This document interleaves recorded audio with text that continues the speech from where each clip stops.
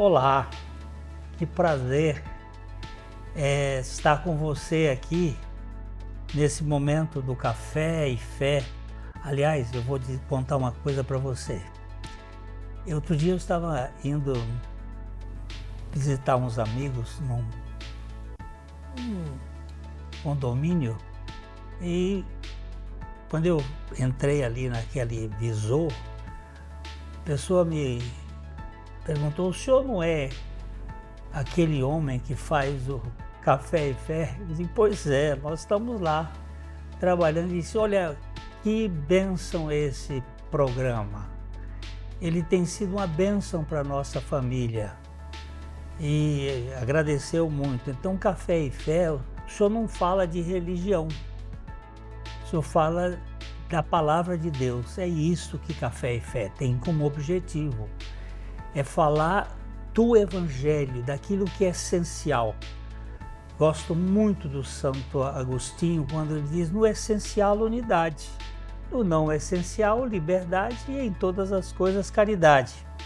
Então, o nosso objetivo é proclamar esse Evangelho das riquezas insondáveis de Cristo.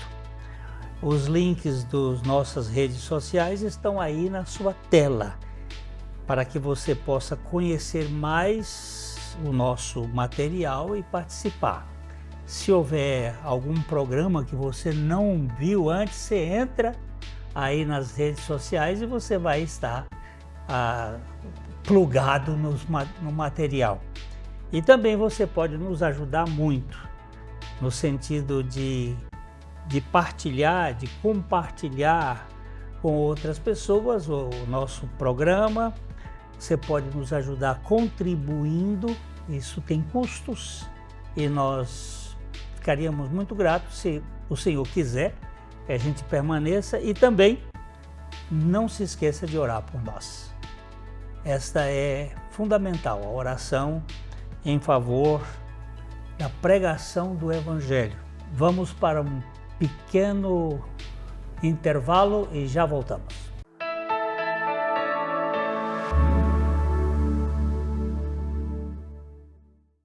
Ótica Higienópolis. Há 35 anos no mercado óptico de Londrina, sempre com novidades em produtos e tecnologia. Nossa equipe está preparada para dar uma verdadeira consultoria, facilitando a escolha de seus óculos para correção ou proteção solar.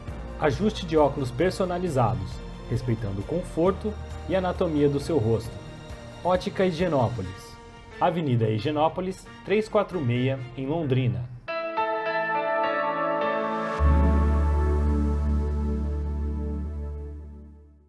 Vamos trabalhar hoje um pouco sobre diante dos problemas em que nós vivemos. Há um tempo atrás, num outro programa, nós falamos sobre a questão das catástrofes, das tribulações, das tragédias, dos problemas deste mundo. E hoje nós estamos aqui com o Pedro também com esse objetivo de mexer um pouco mais. Nós falamos do que aconteceu no mundo, tem acontecido no mundo, no Rio Grande do Sul, na Europa, nos Estados Unidos, na África. O ano de 2024 sendo considerado como o ano de aspectos climáticos mais profundos da história da humanidade, num período de tempo pequeno. E nós falamos sobre as tribulações, o sofrimento, essas tempestades, e como é que nós vamos ter paz nas tempestades. Como nós vamos enfrentar essas lutas, esses momentos drásticos em que a natureza está tremendo, né? Com as dores de parto e ainda com os olhos naqueles que estão sofrendo, e como podemos gozar de paz interior. Porque paz biblicamente falando, não é a ausência de tribulação. Não é a ausência de problema. Esse estado de ausência de problema e paz ficou para trás, lá para o Éden, tempo do Éden. No tempo do Éden, nós tínhamos paz sem tribulação. Hoje nós podemos ter paz apesar das tribulações. Verdade. Então, nós vamos trabalhar hoje aqui uma questão muito interessante. Jesus no meio Do Mar da Galileia. da Mar da Galileia, no meio das turbulências. Até eu vou contar uma historinha, antes de nós entrarmos no texto. Minha esposa e eu, numa das viagens que fizemos lá na Palestina, lá em Israel, nós fomos fazer uma visita lá no lago de Genezaré, o lago da Galileia. E minha esposa disse, que tão calmo, como é que foi aquela tempestade de Jesus? Aqui é tão tranquilo, não tem... E nós estávamos lá no momento de meditação, de repente o nosso guia recebe uma ordem para voltar imediatamente. De repente o nosso guia recebe uma mensagem que vem um vento forte lá do Hermon, ele desce, aquilo é um canal. Entre as montanhas, Entre né? as montanhas. A rajada entra ali. Golã está de um lado ali, as montanhas. Ele mandou a gente voltar logo. E nós, quando chegamos já no pier, ali no embarcador, a onda já tinha mais de 2 metros de altura. Enorme. E dá umas tempestades grandes. Então, a tempestade do texto que Jesus... Eu vou até ler esse texto, Pedro, antes da gente começar, que está em Lucas capítulo 8, os versos 22 a 25. Aconteceu o quê? Num daqueles dias, entrou Jesus num barco em companhia dos seus discípulos e disse-lhes, passemos para a outra margem do lago, e partiram.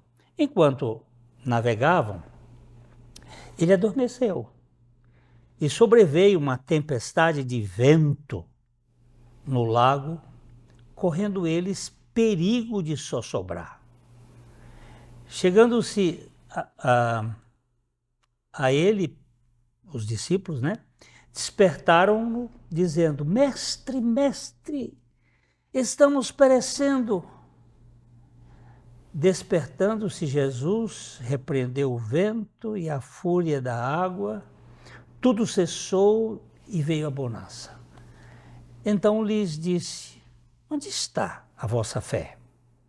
E eles, possuídos de temor e admiração, diziam uns para os outros, quem é este, que até os ventos e as ondas repreende e lhes obedece? Olha só, quem é este? Quem é este?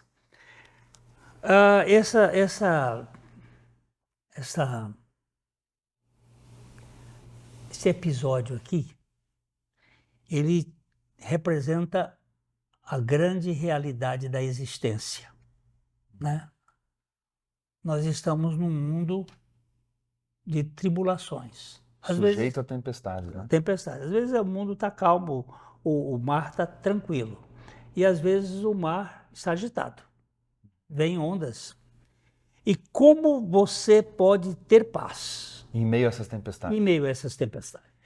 Eu acho que a gente, olhando para esse texto, pastor, acho que uma coisa muito interessante ali logo no versículo 22 é que quando Jesus diz, passemos para a outra margem do lago, isso aqui é palavra de Jesus, isso aqui é palavra de Deus.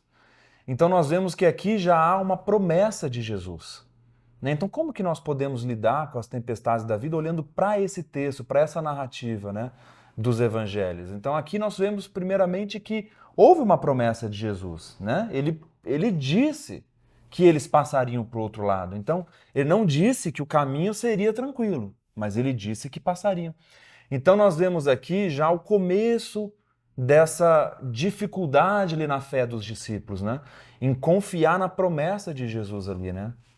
Esse é o problema de todos nós. Toda viagem, ela pode trazer grandes tempestades. Há pouco tempo nós fomos ao Chile e um voo. Passando aqui no final, onde já estava tendo alguns ventos daquele episódio que aconteceu lá no Rio Grande do Sul, nós tivemos um pouquinho de abalo. Mas quando nós estávamos atravessando a Cordilheira dos Andes, o avião ia tranquilo, de repente, rapaz, deu uma jogada bonita, uma gritaria dentro do avião, o pessoal tomou um susto. Turbulência. Mas os discípulos não ouviram Jesus dizer, passemos para o outro lado. Nós vemos então que Jesus, ele não necessariamente ele promete uma viagem tranquila. Mas uma aterrissagem boa. Nós vamos chegar. E eles aqui se assustaram. E para dizer que eles se assustaram, nós temos que entender que a maioria dos discípulos de Jesus era pescador. Já estavam acostumados. Eles estavam acostumados com o Mar da Galileia. Eles sabiam disso, mas eles não perceberam. E outra coisa, Pedro, eles não chamaram Jesus de Senhor, eles chamaram Jesus de Mestre. Eles ainda não haviam conhecido Jesus como Senhor. Que eles tiveram essa percepção melhor pelo que nós vemos após a ressurreição. Mas ali eles perguntaram, quem é este que até o vento e o mar repreende e eles lhe obedecem? Você repara que aqui nós estamos diante de um problema semelhante a nós. Na vida nós temos tribulações, temos problemas, mares agitados, e nós nos afligimos porque não confiamos na palavra de Jesus. Nas promessas da palavra. Não é? A palavra nos promete esperança nas tribulações e muitas vezes nós nos pegamos angustiados e ansiosos porque nós realmente não temos olhado para a palavra, né, da forma correta. Então muitas vezes nós não cremos, nós não confiamos, há em nós incredulidade, assim como houve aqui nos discípulos. Então essa dependência e esse pedido que nós fazemos ao Senhor. Senhor, nos revela Cristo a cada dia, né? Não tenha dúvida. Que o Senhor manifeste essa vida de Cristo em nós para que nós passemos por essas tempestades olhando para a promessa que Jesus nos fez. Né? Quando nós estivermos passando pela tribulação, temos que lembrar de Jesus dizer assim, no mundo vocês vão ter tribulações. E ele não vai pro... Como é que se chama aquele instituto que cobra as pessoas do que não pagou? Cobra as pessoas... O Serasa? Serasa. Jesus não vai para o Serasa, não. Ele disse, no mundo vocês vão passar por tribulações. Mas tem de bom ânimo. Mas eu venci o mundo. Tem de bom ânimo, pois Gente, nós vamos continuar falando um pouquinho mais sobre isso. Já, me espera, nós vamos continuar.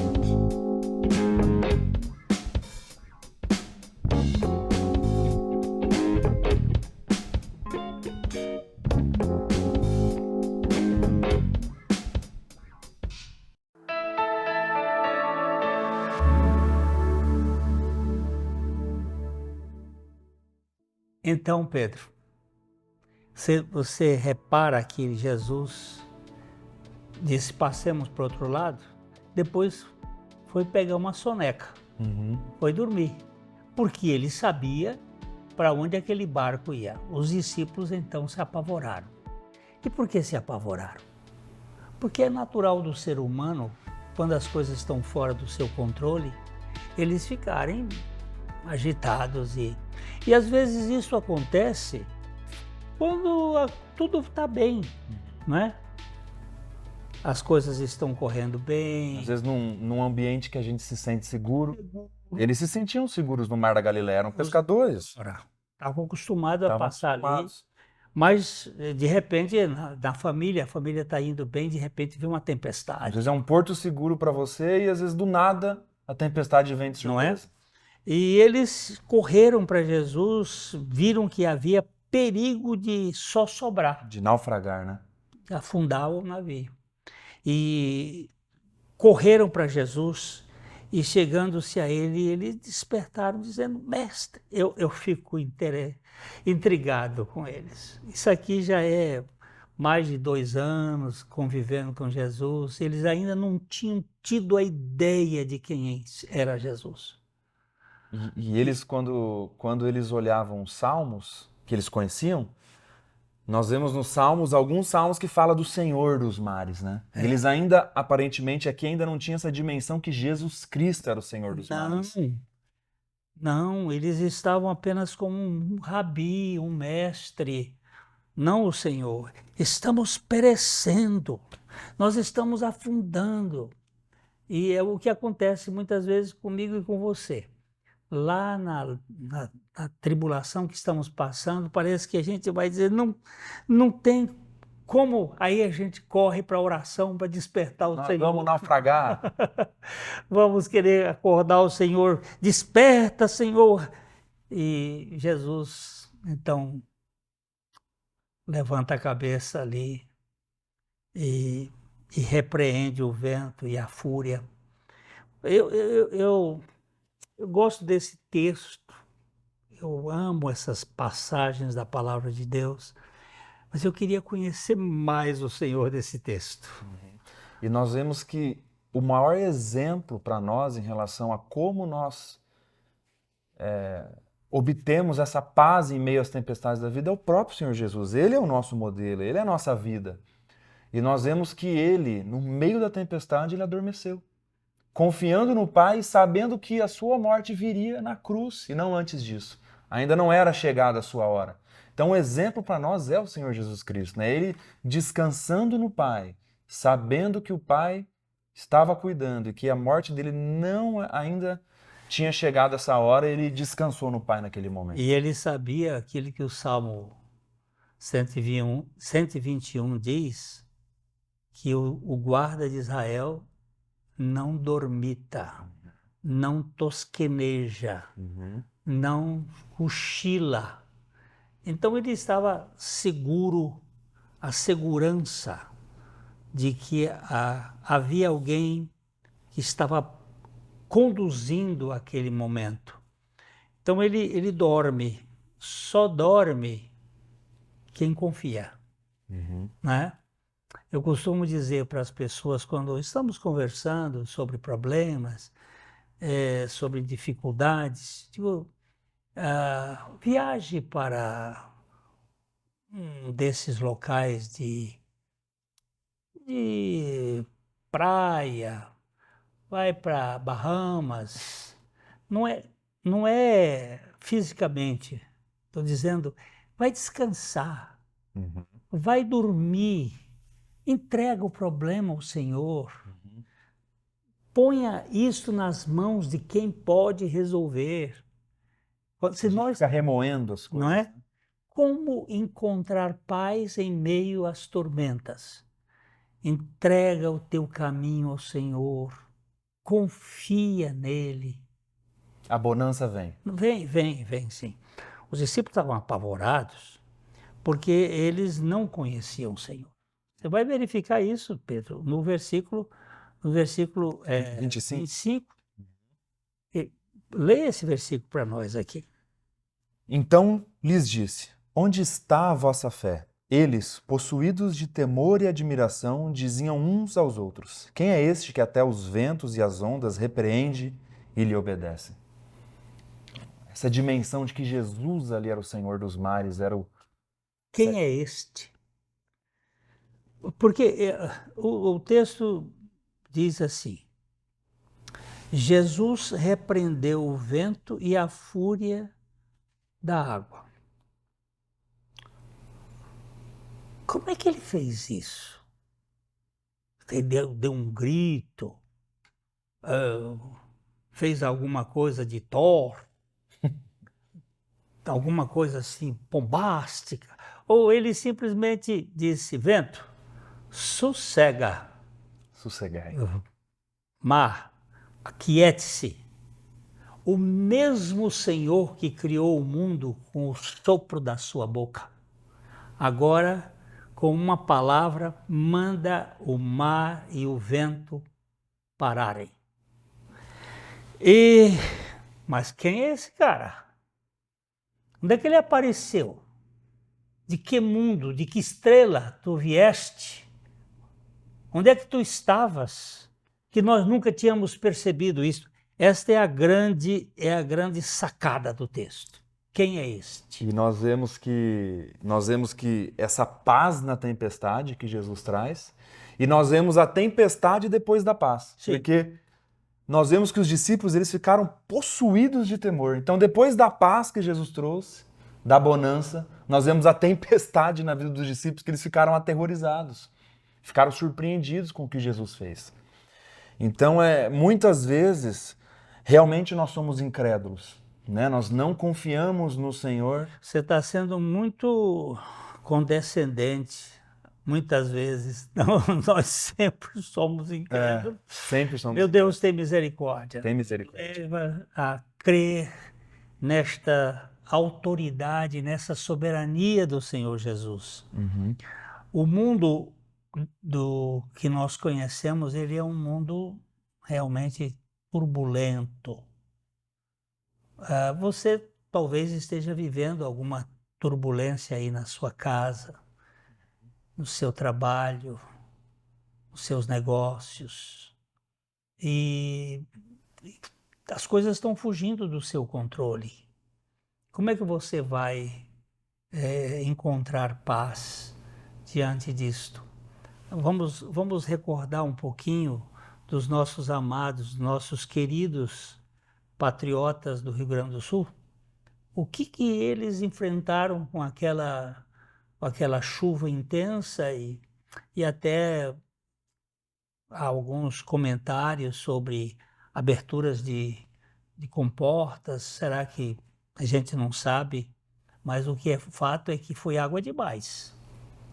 Água demais.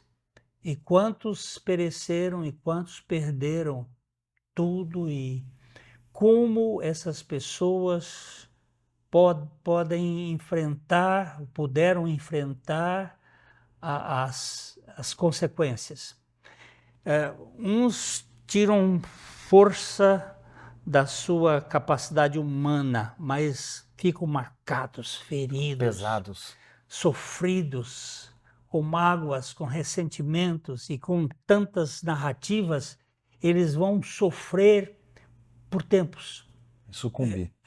Eu sei que a sua esposa é da área da psicologia e da neurociência, na neuropsicologia, e ela poderia até mesmo dar temos vários colegas que fizeram isto, dando a orientação via a internet, por consultas online, para animar essas pessoas. Uhum. E nós aqui estamos falando sobre a presença de um psicólogo, de um médico, de um senhor que aquieta a onda da turbulência, dos mares da vida, das aflições.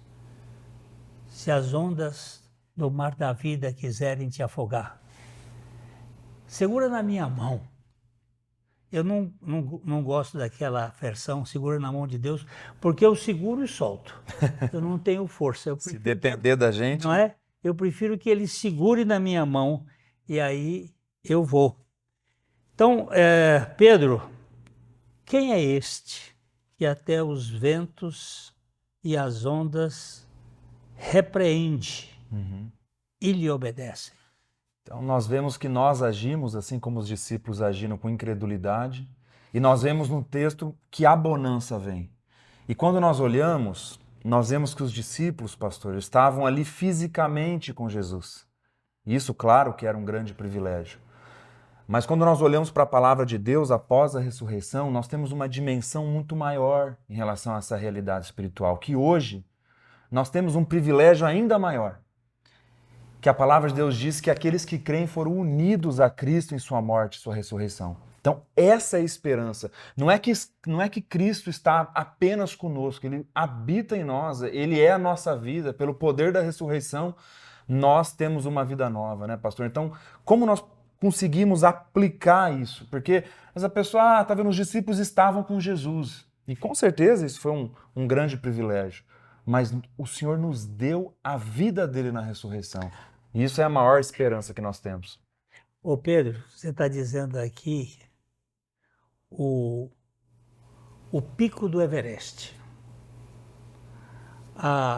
Nós temos primeiro um Deus transcendente. Ele foge à nossa compreensão, o Deus antes da encarnação. Depois nós temos um Deus imanente, um Deus presente conosco, Emmanuel, um Deus conosco, que é um privilégio muito grande para aqueles discípulos e para outras pessoas que conviveram com Jesus. Mas agora nós temos o Deus em nós, o Deus que vem ser a nossa vida. Não é alguém que transcende a criação. Inalcançável. Inalcançável pela nossa capacidade limitada. Não é alguém que está conosco apenas, que nós podemos conversar. É alguém que se mistura, se torna idêntico e lá na cruz nos levando a morrer com Ele e na ressurreição vindo viver em nós. Há um texto que ele diz, vós em mim e eu em vós. Isto para mim, é o máximo da revelação. É a vida, é o cerne da vida cristã. Eu vejo muitos teólogos falando do Deus transcendente com muita propriedade, mas é um negócio inalcançável.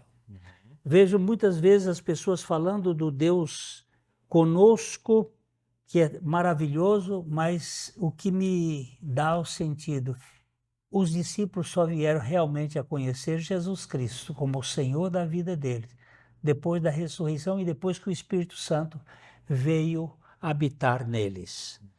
Você conhece Jesus Cristo como seu Salvador e Senhor?